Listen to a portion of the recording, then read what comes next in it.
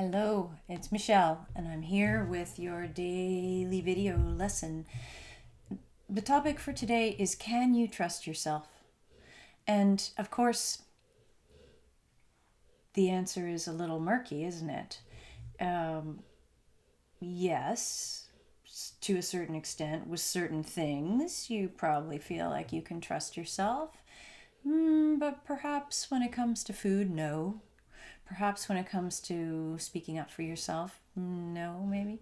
And perhaps when it comes to really trusting that you're thinking clearly or seeing things clearly, maybe not. Maybe there's other things that you say are important to you and that you're going to do and you don't follow through on. That definitely undermines your self trust, as it would if someone else made a commitment to you and didn't follow through. Um, Self trust is critical. When we talked about the importance of being curious, we talked about those variables, the things that are actually happening around you, that your senses are taking in, the facts, plus your memory, your history, plus the belief systems that you've had ingrained into you, whether from family, friends, education, or just the culture in which you've been raised or the time in which you've been raised. All of those variables, including the basics like how hungry are you, how tired are you thirsty, is it that time of the month, where are you in your lifespan development cycle? So many variables will be influencing how you're feeling in any given moment. Your ability to trust that you can decipher all that information, that you can weed through all those variables and have confidence that you can figure out what's really going on for you. And the trust piece really comes in both with that curiosity, but also with the action that you see yourself take.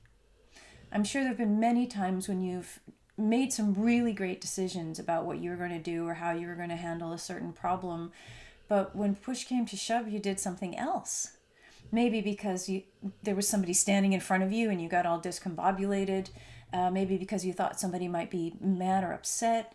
Maybe because in the moment what you had planned seemed like a lot of work or not worth it, not that important.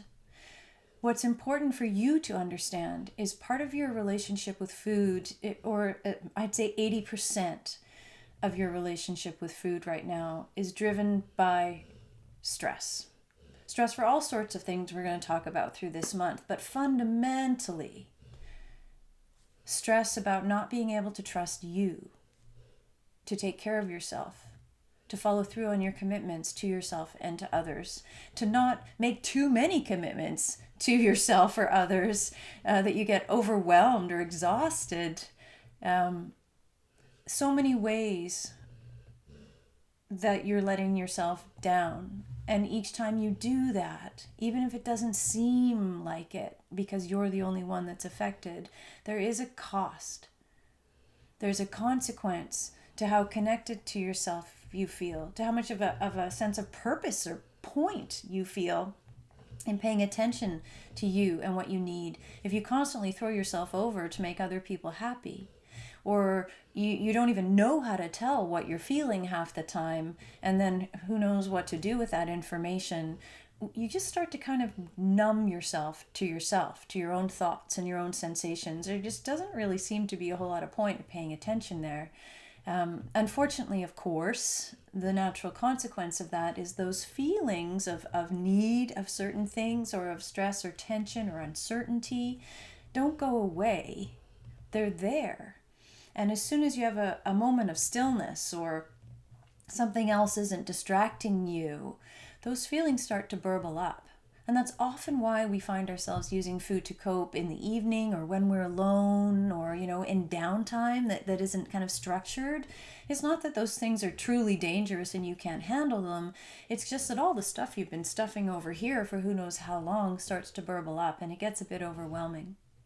So what we're going to do this month is we're going to look at that from two pieces. We're going to look at that from the what's over here that we're not taking care of, that we could be handling in a way that allows us to feel that nice sense of trust in ourselves, to really build that self-esteem and self-confidence, and make the world a safer place for us, and make relationships a lot easier. That's one piece. The other piece is the food piece. in the moment, in those quiet times, in those down times, in that evening time, whenever your danger zones are, being able to have some strategies you can start to employ to start to do things a little differently with food in the moment, and to start to show some of that curiosity and trust without overwhelming yourself. That's a critical part of this healing journey. Both of these pieces, take care of all the stuff that really needs taking care of, and also build that sense of safety and trust in yourself, that you can be present with yourself in those down times, that you don't have to feel those feelings in a kind of a wallowing, overwhelming way, but acknowledging that they're there and looking for solutions is a critical part of you forever changing your relationship with food. So the assignment for today is inviting yourself to really think about certain places where you might not be respecting the cues from yourself, and where you might, without understanding, be violating your self-trust and creating more anxiety, more insecurity, depression, funk, apathy, and unfortunately, a greater need for your food coping strategy. So I hope you enjoy the thought experiment for today, and that you give some thought to the places where you can trust yourself and places where you really don't feel like you've consistently followed through on looking after yourself. And remember, we're here to learn about win-win, about how to meet your needs and consider the needs of others.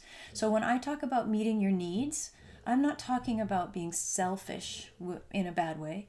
I'm not talking about only thinking of yourself. But what I am saying to you is we need to get you nice and solid and clear on what's going on for you, so that you can then incorporate the things that are most important to you and the needs that you have into your consideration about how to meet the needs of the other people or person involved.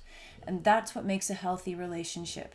When you can really figure out your stuff well and articulate what you need really clearly, and you know when what somebody's asking of you is reasonable versus inappropriate, and you just trust yourself to say yes or no, or how about we modify that this way, that's a healthy relationship. And that's what we're building towards throughout this month. But it starts with you being curious about what's really going on for you, and it starts with you trusting yourself to only do those things that really feel right to you. Okay, have a good day.